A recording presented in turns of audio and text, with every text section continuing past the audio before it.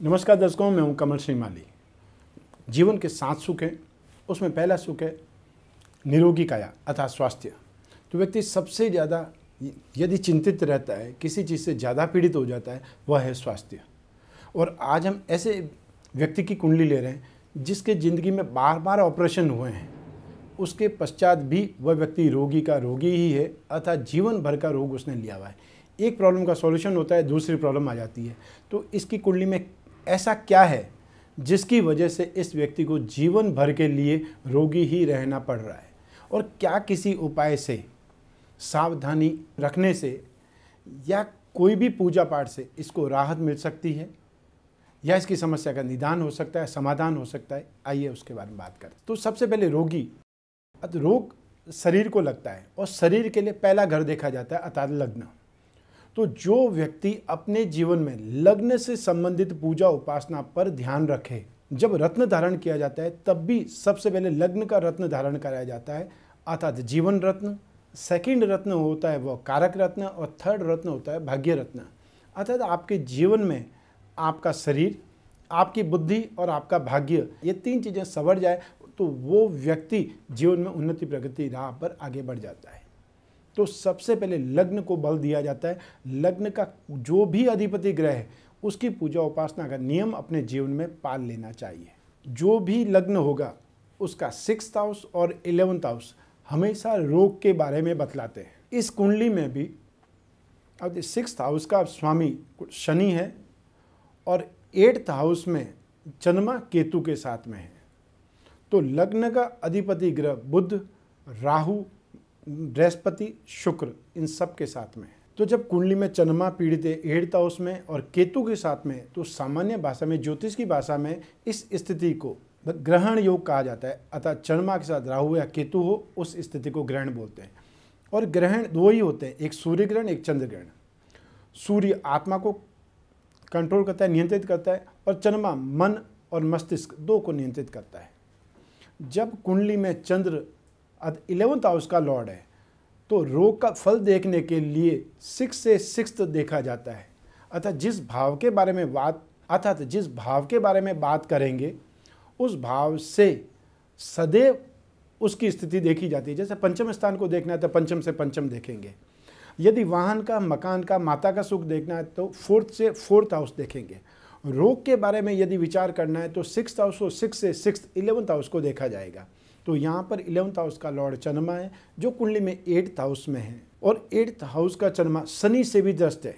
अतः 6th house में शनि है और 8th हाउस को देखता है, तो 7th हाउस बीच में आ जाएगा। जिस प्रकार शनि की 7.5 होती है, तो जो चंद्रमा से 12th हाउस में शनि आते ही 12th हाउस को भी, लग्न को भी और 2nd हाउस को भी, 3 भावों को देखता है। ठीक इसी प्रकार यहाँ पर भी शनि ने 6th हाउस में आकर के 8th हाउस तक अपनी दृष्टि का पालन किया है। अतः 7th हाउस भी पीड़ित है, 8th हाउस भी पीड़ित है और 6th हाउस तो पीड़ित है ही है। तो यहाँ पे 7th हाउस पीड़ित होने से क्या होगा, व्यक्ति को ग्रस्त सुख का अभाव हो जाएगा। जो व्यक्ति खुद रोगी है उसके जीवन में सुख आएगा कहाँ से, और जब व्यक्ति खुद सुख प्राप्ति की स्थिति में नहीं आएगा तो वह सुख दे भी नहीं पाएगा, सुख ले भी नहीं पाएगा। 8वें घर के अंदर चंद्रमा शनि की दृष्टि है, तब क्या होगा, वो व्यक्ति सदैव कोल्ड एंड कफ, गला, फेफड़े, पेट, आंतें, बैक पेन, शोल्डर पेन, इस स्क्वायर एरिया में जिसे हम छाती कहते हैं, कोई न कोई समस्या से वहाँ पीड़ित रहेगा ही रहेगा।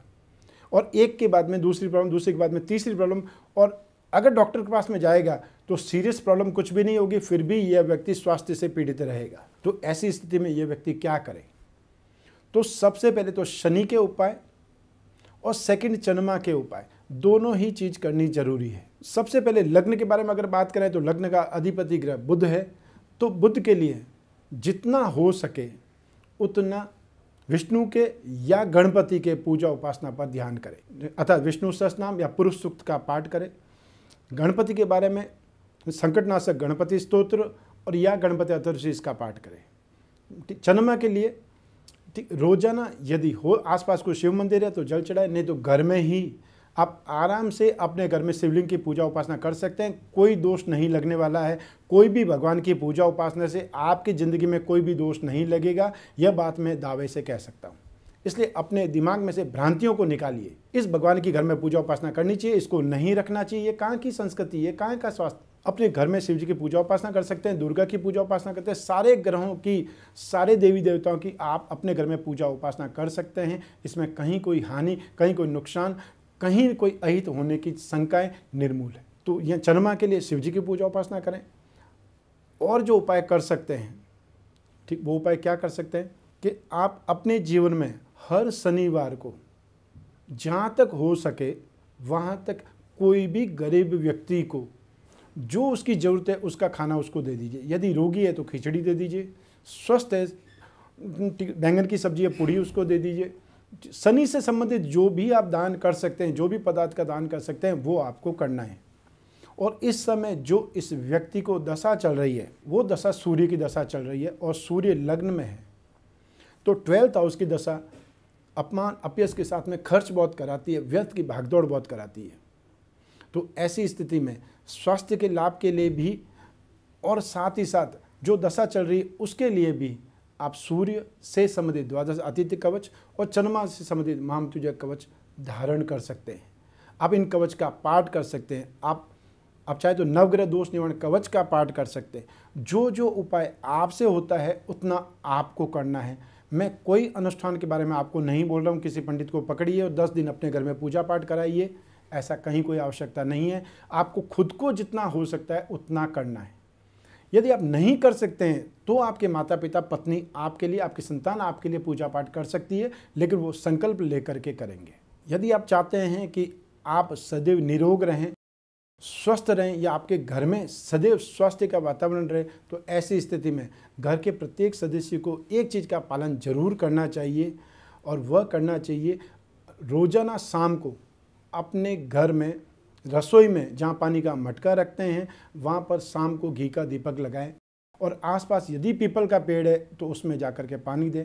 अपने घर में तुलसी का पौधा जरूर रखें, और अपने जीवन में जितने परिवारजन हैं उतने पेड़ जरूर लगाएं। ये सामाजिक जिम्मेदारी भी है, और आपके स्वास्थ्य के लिए, आने वाली जनरेशन, आने वाली पीढ़ियों के लिए भी आप कुछ न कुछ सौंप के चले जाएंगे। यह सब कुछ करके आपको जाना जरूरी है, यह सब कुछ करना इस जन्म में भी जरूरी है। आपके जीवन में ऐसी समस्या नहीं आए, ऐसा बार बार ऑपरेशन का स्थिति नहीं आए, इसके लिए विस्तार से उपाय मैं आपको भेज चुका हूँ। यदि आपके जीवन में ऐसी कोई शंका है, ऐसी कोई समस्या, ऐसी कोई पीड़ा है, आप निसंकोच अपनी जन्मपत्री मुझे भेज सकते हैं। फ़ोन के माध्यम से हम और आप डिस्कस कर सकते हैं आपकी कुंडली पर, लेकिन उसके लिए एक प्रोसीजर है, वो प्रोसीजर फॉलो करना पड़ेगा, उस प्रोसीजर का पालन करना पड़ेगा, और इसके लिए जोधपुर ऑफिस में फ़ोन करके आप समझ सकते हैं। आज बस इतना ही।